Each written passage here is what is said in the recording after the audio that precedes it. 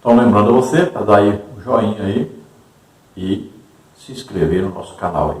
Importante para divulgar esse trabalho. Passe o link desses vídeos aí para seus amigos dos grupos. E lembrando, os slides que aqui nós colocamos, né, as figuras ilustrativas, estão aí no nosso blog. E se você deseja, entre um dos nossos grupos, nós passaremos para você a lição escrita em PDF, aí os slides em PDF, também os slides em PowerPoint, os links dos vídeos, né, tudo direitinho. Então entre nos nossos grupos. O grupo não é de bate-papo, só nós postamos a respeito da EBD. Então vamos continuar a nossa lição. Estamos aí agora no tópico 2, a oração que Jesus ensinou. Subtópico 1, Jesus não condenou a oração em público. No texto bíblico em estudo, o Senhor Jesus não condenou a oração pública, visto que, pelo aspecto bíblico, ela é aceitável e recomendada, como está em 2 Crônicas 6, 12 a 42, Atos 4, 24 a 31. O que Jesus condena é a oração, quer individual, quer coletiva, dominada pelo espírito de exibição, ostentação, cuja intenção do orador é ser visto e louvado pelos homens, o que os hipócritas fariseus buscavam. Mateus 6, 5, Lucas 18, 9 a 14. Um cristão transformado por Jesus anda em sinceridade com Cristo, não busca glória para si e age com humildade. Então veja, como Jesus condenaria uma coisa que ele mesmo fazia. Jesus orava em público. Veja bem, toda vez que ele curou alguém, ele fez uma oração. Olha, quando ele foi ressuscitar Lázaro, primeiro ele fez uma oração. Como é que Jesus condenaria orar em público? De jeito nenhum. O que ele estava realmente condenando? A oração feita com a intenção de se autopromover. Então era o que os fariseus faziam, né? Os religiosos faziam e ainda fazem. Fazem aquelas longas orações bonitas, bem trabalhadas, né? Tudo aquilo que para aparecer como inteligente, como se tivesse intimidade com Deus, como se tivesse o favor especial de Deus, né? Querendo que as pessoas os considerem como melhores, como grandes, como sábios, entendidos. Né? E esses aí, na verdade, demonstram exatamente o contrário. No subtópico 2, Jesus quer que sejamos discretos.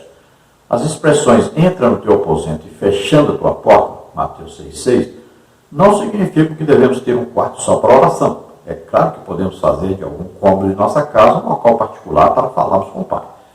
Contudo, no ensino de Cristo em Mateus 6, 5 e 6, sua ênfase não é o lugar, mas a atitude de quem ora. Esse lugar secreto traz o sentido de que quem tem a mente e coração transformados orará a Deus de modo humilde e sincero, sem buscar o aplauso dos homens.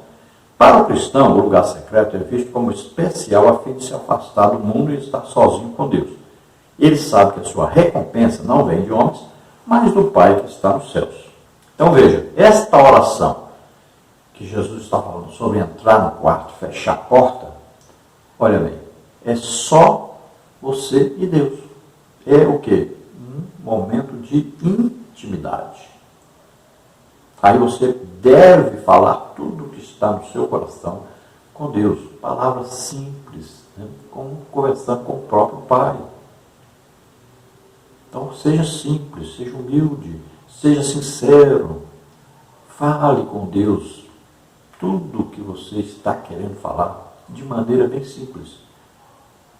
E também deixe o Espírito Santo, se entregue ao Espírito Santo nesta oração, para que ele conserte, arrume a sua oração, leve ao Pai uma oração perfeita.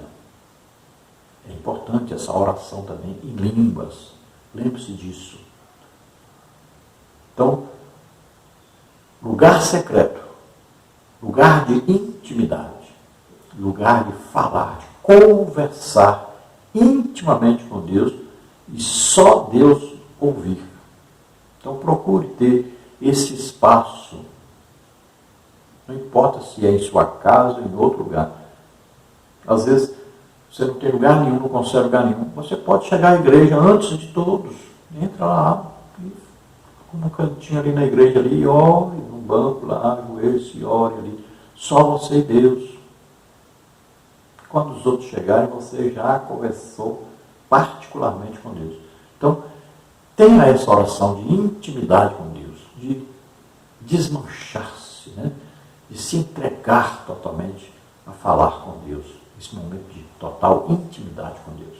Subtópico 3, não useis de vãs repetições nas orações. Quando a oração é balbuciada apenas em palavras vazias, perde o foco, que é Deus, e se firma nas vãs repetições. Sobre esse assunto, Cristo novamente combate os escribas, os quais faziam longas orações.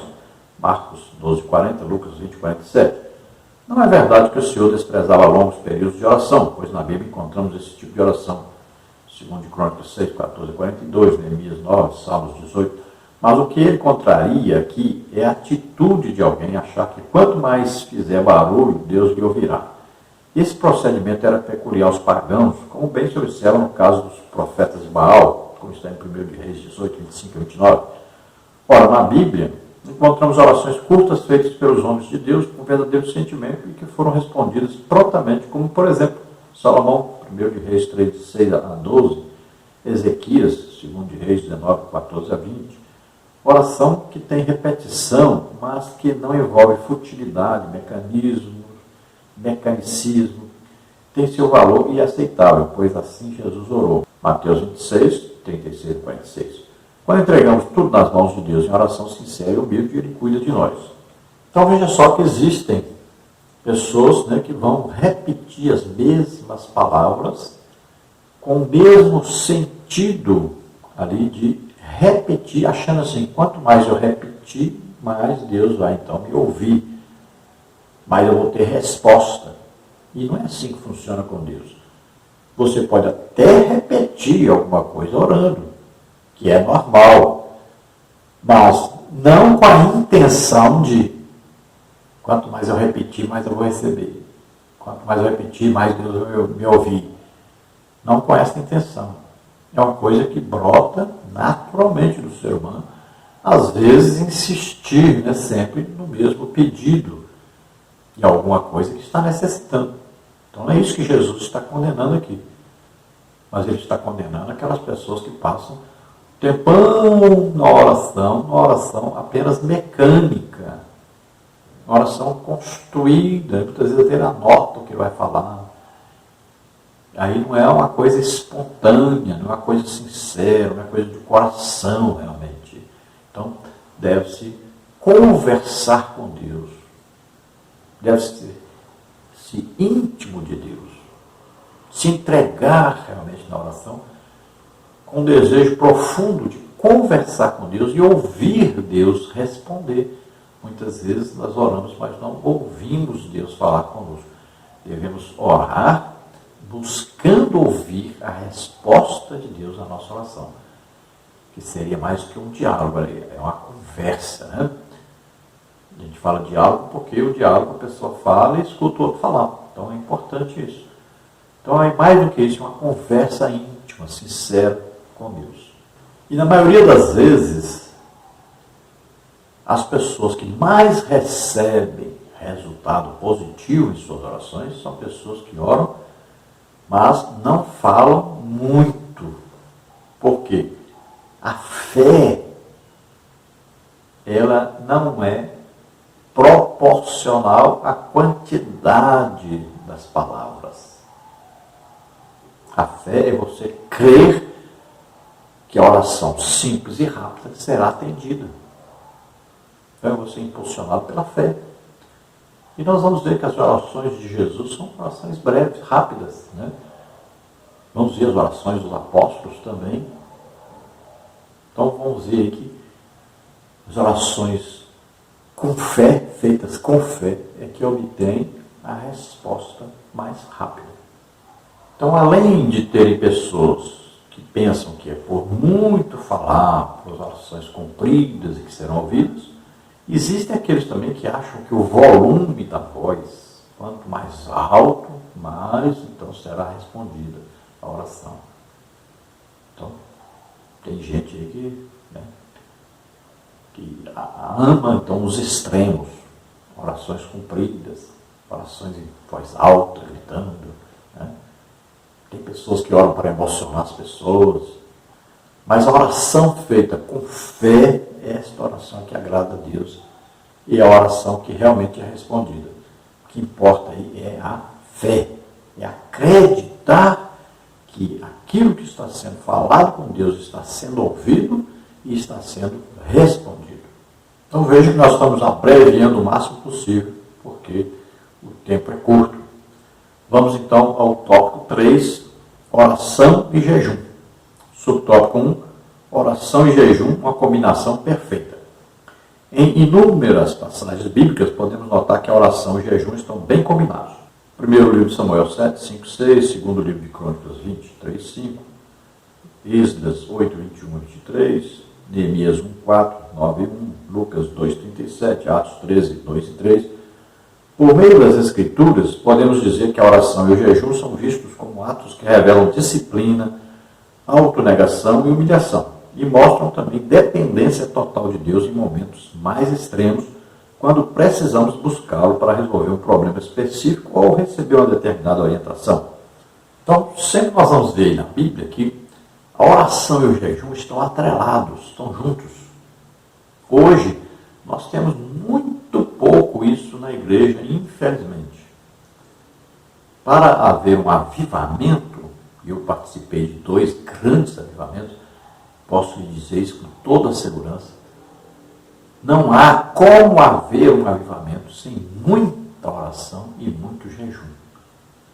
Os avivamentos vêm através, principalmente disso, oração e jejum, e em quantidade elevada. Aí então, o jejum funciona porque o jejum vai nos fazer ficar fracos na carne, os desejos carnais, vai nos ajudar a combater o pecado, vai nos humilhar diante de Deus, vai nos fazer ficar submissos ao Espírito Santo, vai nos levar a ouvir e atender a voz do Espírito Santo, vai nos levar a sermos conduzidos pelo Espírito Santo. Veja bem, é muito importante esse jejum. E a oração vai fazer o quê? Vai fazer com que nós nos cheguemos, nos aproximemos mais de Deus, nós vamos ouvir mais a voz de Deus falar conosco, e a oração vai fazer com que nós nos coloquemos à disposição de Deus e sempre buscando de Deus poder para ganharmos almas, que é o mais importante na vida cristã, é trabalhar para ganharmos almas. Esse é o grande objetivo de Deus, a salvação das almas. Então a igreja deve estar unida nesse jejum, nessa oração, buscando a salvação das almas. E aí nós vamos ter um grande resultado. Aí nós vamos ter um grande avivamento. E no avivamento é evidente, vão acontecer sinais, prodígios, maravilhas e muitas conversões de almas. Também o jejum e a oração nós devemos praticar quando queremos alguma coisa de Deus, às vezes por alguém, às vezes pela nossa própria vida, né? Isso é muito importante, porque vai nos fazer ali estar na intimidade com Deus e buscarmos então esse favor de Deus, e Deus se agrada disso, quando nós estamos ali humilhados diante de Deus e buscando sempre conversarmos com Deus na intimidade. Deus então vem com a sua resposta, com o seu favor, com o seu amor, com a sua misericórdia sobre nós. Subtópico 2, o aspecto bíblico sobre o jejum. Na Bíblia há 3 eventos que caracterizam a necessidade do jejum. O ato de humilhar-se, que por meio da confissão acontecia por causa da tristeza do pecado, Deuteronômio 9:18, Jonas 3:5. O da lamentação, fosse por causa de um mal sofrido, fosse por alguma praga, uma derrota sofrida em uma batalha, uma ameaça, como está aí em Juízes 20:26, Neemias 1:4 e Ester 4:3. E o evento espiritual de grande concentração de fiéis, como no caso do envio de missionários e a escolha de homens para a obra, Atos 13, 2, 3, 14, 23. Pela lei mosaica havia um jejum anual no dia da expiação, como está em Levítico 16, 29 e 34, Números 29, 7 a 11, Atos 27, 9.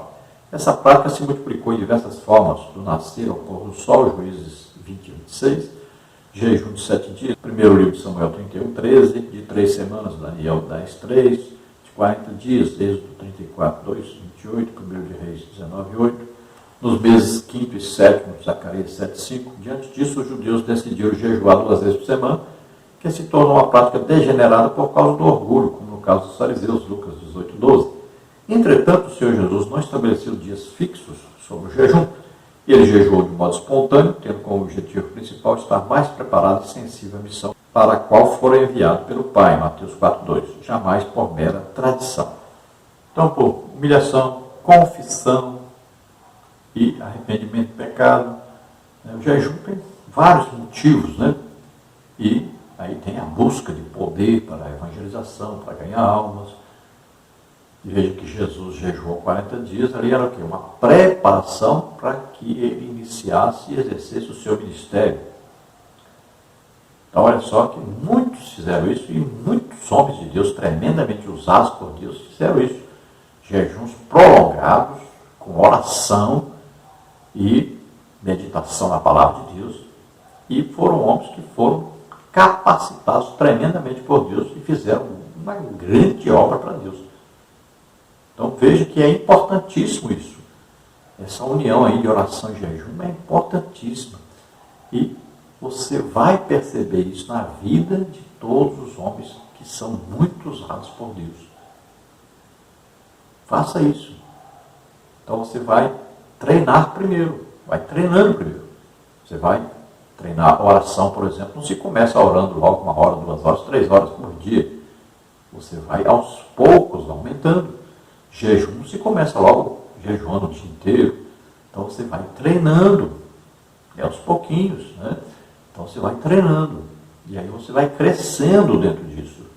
Até que você alcance aí um patamar onde você estará totalmente à disposição de Deus e onde você estará totalmente entregue a Deus para fazer uma grande obra para Deus.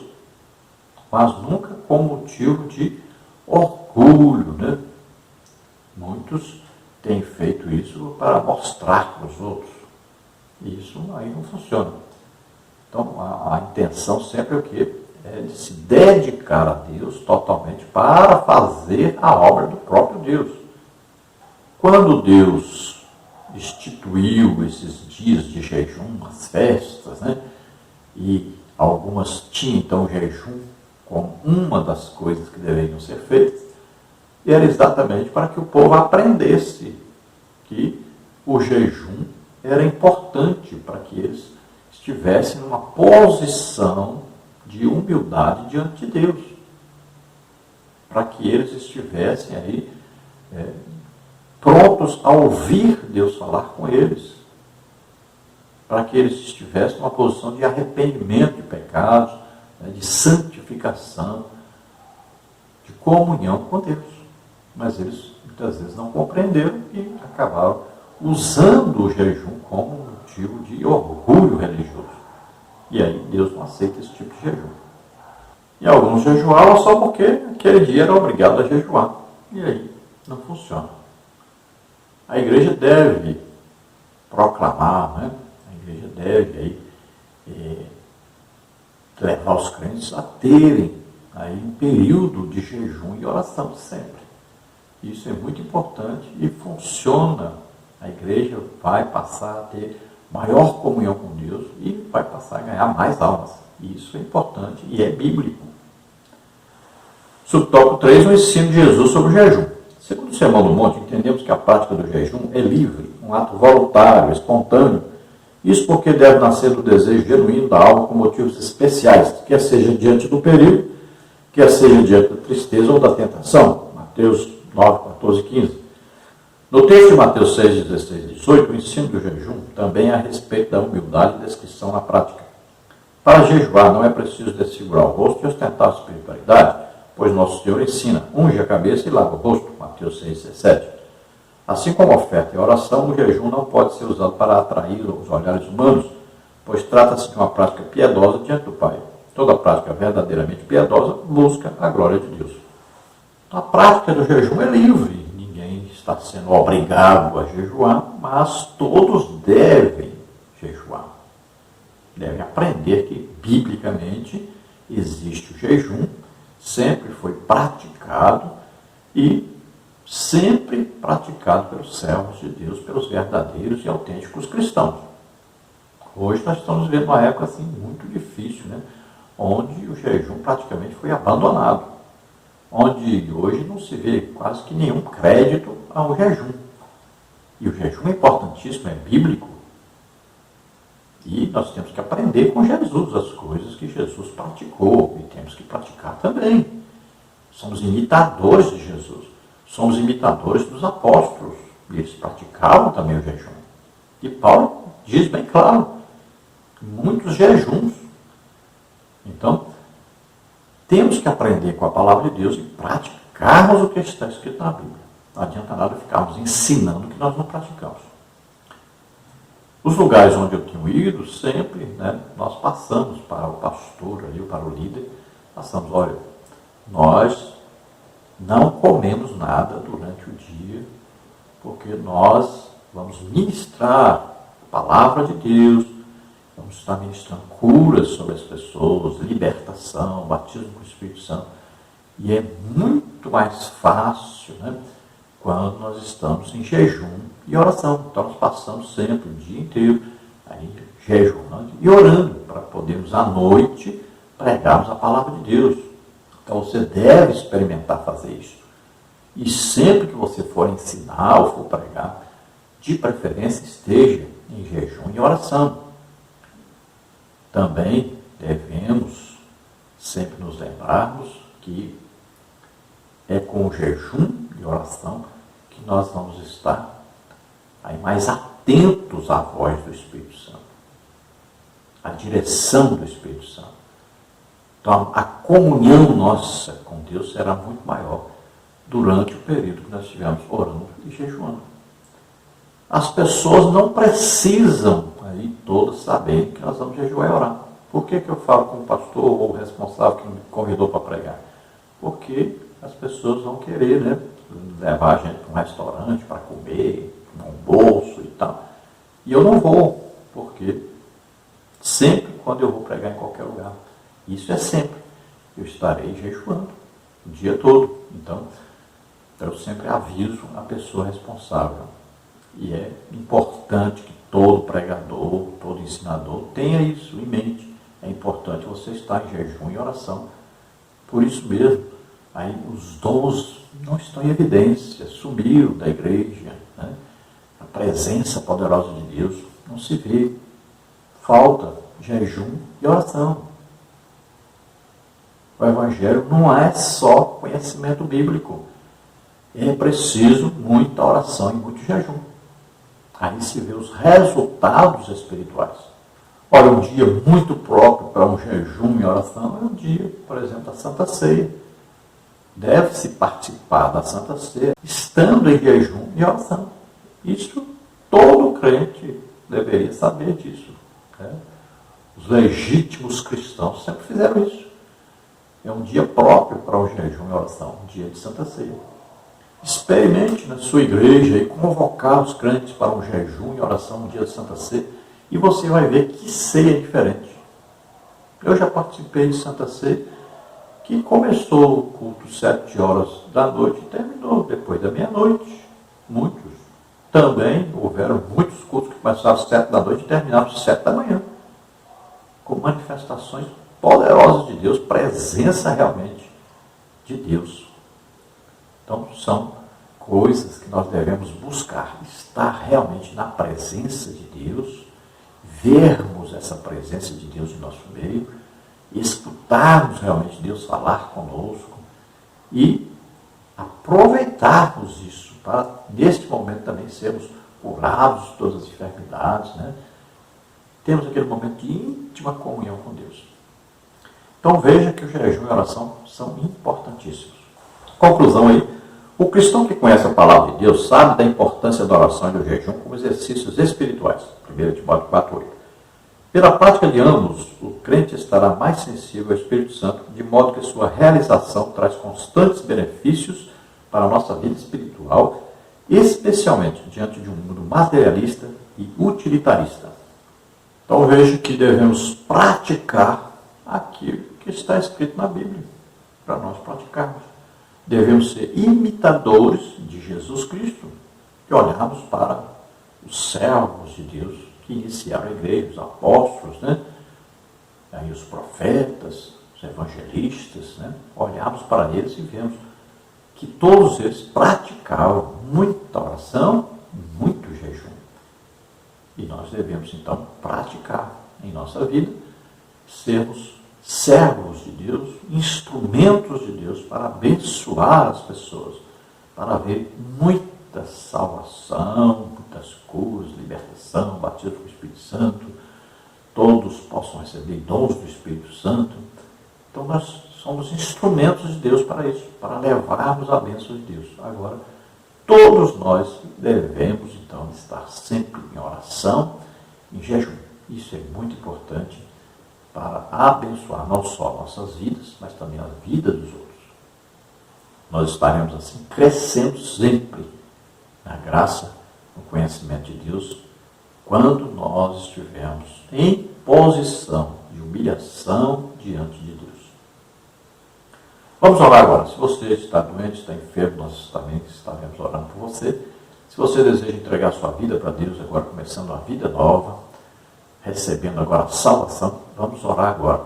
Creia, Jesus Cristo, Filho de Deus, veio ao mundo, nasceu como homem, viveu como homem, levou sobre ele os nossos pecados, doenças, enfermidades, maldições, morreu em nosso lugar na cruz e ressuscitou. Então creia nisso e você será salvo agora. Vamos orar. Pai querido, em nome de Jesus, te apresentamos essas vidas que se arrependem agora dos seus pecados, entregam suas vidas a Ti, confiando na salvação de Jesus Cristo na cruz do Calvário.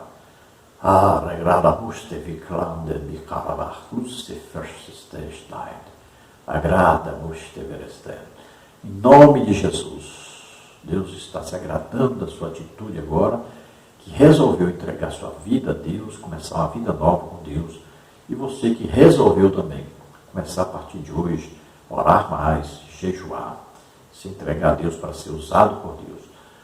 Receba agora todos que estão doentes, enfermos, receba a cura em nome de Jesus, receba a libertação, solta agora todo o mal em nome de Jesus, toca nele, Senhor, e cura totalmente, liberta totalmente, em nome de Jesus. Amém?